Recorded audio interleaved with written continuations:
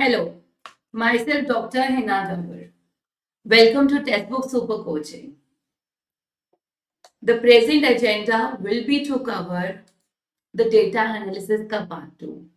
यानी हम जान चुके हैं कि डेटा को एनालाइज करने के लिए we have different kind of statistics and that is descriptive statistics और inferential statistics। डिस्क्रिप्टिव में आपने सीखा कि मेजर्स ऑफ सेंट्रल टेंडेंसी और measures of dispersion plus skewness and kurtosis जो कि रिलेटेड था नॉर्मल प्रोबेबिलिटी कर्व से। मेजर्स ऑफ सेंट्रल टेंडेंसी में आपने सीखा मीन को कैलकुलेट करना, मोड को कैलकुलेट करना और मीडियन को कैलकुलेट करना। वहीं डिस्पर्शन में हमने जाना रेंज, एवरेज डेविएशन और स्टैंडर्ड डेविएशन को हम कैसे कैलकुलेट करते हैं। देन इन्फेरेंशियल में आता है एस्टिमेट वैल्यू देना और हाइपोथेसिस टेस्टिंग करना। हाइपोथेसिस टेस्टिंग में हमने कवर किया कि लेवल ऑफ सिग्निफिकेंस क्या होते हैं, लेवल ऑफ सिग्निफिकेंस का मीनिंग क्या है, देन 5% और 1% पे क्या वैल्यूज को कंसिडर करते हुए आप हाइपोथेसिस को एक्सेप्ट या रिजेक्ट करते हो। देन आपने टाइप 1 एंड टाइप 2 एरर को भी समझा। बट अब समय आ गया है डेटा एनालिसिस के और मॉडिफाइड वर्जन में जाने का। That means today we will be covering normal probability curve, पूरा डिटेल में जानेंगे। स्क्यूनेस कर्टोसिस तो आपने पढ़ लिया कल। देन आपके साथ हम ये भी कवर करेंगे कि आप नॉर्मल प्रोबेबिलिटी कर्व के कैरेक्टरिस्टिक्स क्या है। देन हम और आगे बढ़ेंगे, वन टेल और टू टेल टेस्ट के बारे में जानेंगे, प्लस पैरामीट्रिक और नॉन पैरामीट्रिक टेस्ट को भी कवर करेंगे। तो starting with the normal probability curve. Normal means सामान्य, जो कि डेविएट नहीं कर रहा है, सामान्य साधारण, ठीक है। तो जो भी कर्व बेल की शेप में होगा उसको हम क्या कहते हैं, नॉर्मल प्रोबेबिलिटी कर्व। तो इसीलिए इसको बेल शेप्ड कर्व भी कहा जाता है, जिसमें कल आपने सीखा कि ये ना ही लेफ्ट में स्क्यूड है ना ही राइट में स्क्यूड है। क्लियर? एंड आपने ये भी जाना कि ये बिल्कुल फ्लैट भी ज्यादा नहीं है ना ही पीक्ड ज्यादा है। ये क्या है, मीजोकर्टिक, ना ही ज्यादा लंबा लेप्टो ना ही ज्यादा फ्लैट प्लेटो। दिस इज मीजोकर्टिक, यानी इसकी वैल्यू कितनी है, 0.263 कर्टोसिस की वैल्यू, ये आपने कल पढ़ ली। तो नॉर्मल प्रोबेबिलिटी कर्व, जब भी कोई भी कर्व एक बेल की शेप बनाएगा उसको आप एनपीसी, नॉर्मल प्रोबेबिलिटी कर्व, जहां पर अब आप कहोगे ma'am normal probability curve bell shape भी क्यों बनेगा, यानी जब जब किसी भी डिस्ट्रीब्यूशन में उसकी एवरेज वैल्यू, उसकी एग्जैक्ट सेंट्रल वैल्यू और उसकी मोस्ट रिपीटेड वैल्यू सेम होंगे तो वो कर्व की जो शेप होगी वो बेल शेप होगी, जिसको आप कहते हैं नॉर्मल प्रोबेबिलिटी कर्व। कि उसमें जितने भी स्कोर्स होंगे वो इस प्रकार होंगे कि जब भी आप मीन मीडियन मोड कैलकुलेट करोगे वो सेम आएगा। सो फॉर एनपीसी कर्व वो बेल शेप्ड होता है, उसका mean equal to median is equal to mode होता है। तो नॉर्मल प्रोबेबिलिटी कर्व के कैरेक्टरिस्टिक्स क्या होते हैं, दैट मींस ये एक बेल शेप्ड कर्व है जो कि सिमेट्रिकल है। सिमेट्रिकल मतलब एक के ऊपर, जैसे मेरे दोनों हाथ सिमेट्रिकल है, ओवरलैप कर रहे हैं एक दूसरे को, मिरर इमेजेस बना रहे हैं। इसी तरह जब आप इस कर्व को इस लाइन पर फोल्ड कर दोगे तो आपका ये ओवरलैप करेगा, एक के ऊपर दूसरा आ जाए, उसको कहते हैं एग्जैक्टली सिमेट्रिकल। और सिमेट्रिकल कौन से पॉइंट पर होता है, जहां mean equal to median equal to mode होता है। सो सेंट्रल पॉइंट क्या होता है, ये जहां पे mean equal to median equal to mode होता है, यानी कर्व का एक साइड दूसरे साइड के ऊपर ओवरलैप कर जाएगा। ऐसे कर्व का mean equal to median equal to mode होता है। यहाँ पे जो मोड होता है उसकी एक ही वैल्यू होती है, यानी ऐसी एक ही वैल्यू होगी जो सबसे ज्यादा रिपीटेड होगी, ये वाली value. So there is only one mode. Clear? इसीलिए इसको यूनी मॉडल कहा जाता है। अभी एग्जाम में आ सकता है कि बताओ सामान्य वर्ग में एक बहुलता होती है, एक बहुलता क्यों बोला जाता है, यूनिमॉडल क्यों बोला जाता है, बिकॉज इसका ओनली वन मोड होता है। याद रखिएगा, एग्जाम में आ सकता है। तो नॉर्मल प्रोबेबिलिटी कर्व ये बीच वाला है, that is mean equal to median equal to mode. ये सिमेट्रिकल होता है, ओवरलैप करेगा। जबकि ये नेगेटिवली स्क्यूड है। नेगेटिव स्क्यूड का मतलब क्या होता है, आपके ज्यादातर बच्चे जो हैं वो पॉजिटिव साइड और जो टेल है वो नेगेटिव साइड पर है। और पॉजिटिव स्क्यू का मतलब क्या होता है, ज्यादातर बच्चे नेगेटिव साइड पर है और कम बच्चे पॉजिटिव साइड पर है। टेल जो है वो पॉजिटिव साइड पर, यानी कम बच्चे जो है वो पॉजिटिव में जा रहे हैं, टेल इधर जा रही है और कम बच्चे है। क्लियर? सो यहाँ पे mean equal to median equal to mode नहीं होगा, वेरी। तो mean equal to mode is equal to medium होता है जब आप बात करते हो एनपीसी कर्व की। ठीक है,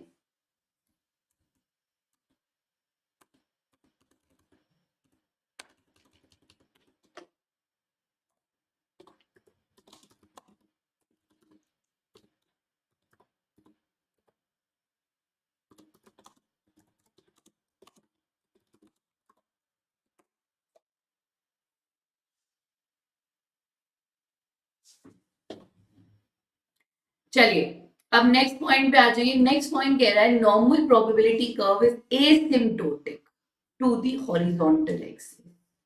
क्या मीनिंग हुआ कि सामान्य वर्ग क्षैतिज या एक्स एक्सिस पर उपागमी है। आपने देखा ये नॉर्मल प्रोबेबिलिटी कर्व होता है जो कि सिमेट्रिकल होता है ना, लेकिन ये कभी भी एक्स एक्सिस को टच नहीं करता। ये टेल नीचे जा रही है बट ये टेल कभी भी एक्स एक्सिस को टच नहीं करेगी। So for the normal probability curve अगर आप ध्यान से नोटिस करेंगे ये टेल टच नहीं होगी, ये एक्स एक्सिस के साथ साथ मूव करेगी लाइक दिस। ये कभी भी एक्स एक्सिस को टच नहीं करेगी। तो एसिम्प्टोटिक का मतलब होता है it will never touch the x axis, कभी भी ये एक्स एक्सिस को टच नहीं करेगी। क्लियर? पूरा का पूरा जो एनपीसी का एरिया है वो कवर्ड है 2 पॉइंट्स ऑफ इन्फ्लक्सेशन। वो क्या होता है?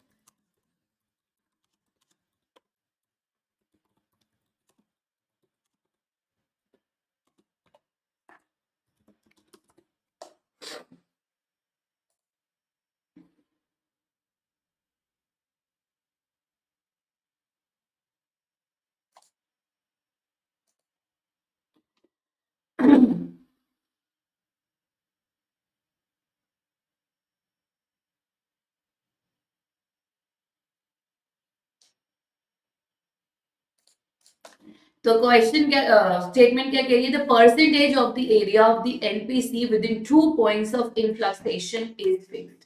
अब इन्फ्लक्सेशन पॉइंट का मीनिंग क्या, यानी कोई भी दो स्टेशनरी पॉइंट्स, कोई भी दो स्टेशनरी पॉइंट्स के बीच में जो एनपीसी का एरिया होगा वो फिक्स्ड होगा। मान लीजिए आप ये दो पॉइंट्स ले रहे हैं, so these are point of inflection, that means कोई भी दो स्टेशनरी पॉइंट जो पॉइंट बार बार चेंज नहीं हो रहे। सो इन्फ्लक्सेशन पॉइंट्स मीन जो पॉइंट बार बार चेंज नहीं हो रहे, इन दोनों पॉइंट्स के बीच में जो एरिया है वो हमेशा ही सेम रहेगा। ठीक है, तो यहां पर आप एरिया कैसे देखते हो, जो एक पॉइंट ऑफ इन्फ्लक्सेशन लेते हो या तो आप लेते हो, देखो जो नॉर्मल प्रोबेबिलिटी कर्व है वो -3 डेविएशन सिग्मा से +3 सिग्मा तक वेरी करता है। यानी ये एक नॉर्मल प्रोबेबिलिटी कर्व है, इसका जो एरिया है -3 सिग्मा से +3 सिग्मा तक है। तो जो टोटल एरिया कवर करता है फिक्स रहेगा, ये दोनों पॉइंट भी फिक्स्ड है और इनके बीच का एरिया भी फिक्स्ड रहेगा। इनके बीच का एरिया जो नॉर्मल प्रोबेबिलिटी कर्व कवर करता है वो होता है 99.73%। ये एग्जाम में आता है, यानी -3 सिग्मा से +3 सिग्मा तक जो एरिया है दैट इज 99.7। फिर आता है -2 सिग्मा +2 सिग्मा। ये सिमेट्रिकल होता है ना कर्व, इसलिए एक तरफ +2 सिग्मा हो एक तरफ -2 सिग्मा हो, पॉजिटिव साइड नेगेटिव साइड। यानी -2 सिग्मा से +2 सिग्मा तक एरिया कितना होता है 95.4। और वही ये हो गया आपका -1 सिग्मा, ये हो गया +1 सिग्मा। तो -1 सिग्मा और +1 सिग्मा के बीच का जो एरिया होता है वो होता है 68.26। क्लियर, ये एग्जाम में आता है। क्लियर। सो अब आपने ये जाना कि normal probability curve exactly overlap करते हैं, है ना, यानी 0 से लेके -1 तक जो एरिया है वही सेम एरिया है 0 से +1 तक। उसी तरह -1 से माइनस तक तो जो एरिया है वही एरिया है 1 से 2 तक, बिकॉज कर्व एक दूसरे को ओवरलैप।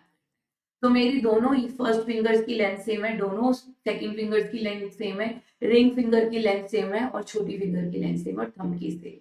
ठीक है, तो -1 से लेके 0 तक का एरिया उतना ही है जितना 0 से +1 तक। देन 1 से 2 का उतना ही है जितना -1 से -2 का। क्लियर। सो अब आपको समझ आया कि 0 to -1 है 34.13, ये भी है 34.13, दोनों को ऐड कर दो आ जाएगा 68.26। क्लियर। सो अप्रोक्सीमेटली 68.26 एरिया है -1 सिग्मा से +1 sigma. Clear. So curve lies between -1 to +1 sigma. तो अब ये कर्व सिमेट्रिकल होता है, दोनों डायरेक्शन ये सिमेट्रिकल होता है, ओवरलैप करता है। तो 50% एरिया नेगेटिव साइड पर होता है, 50% एरिया पॉजिटिव साइड पर।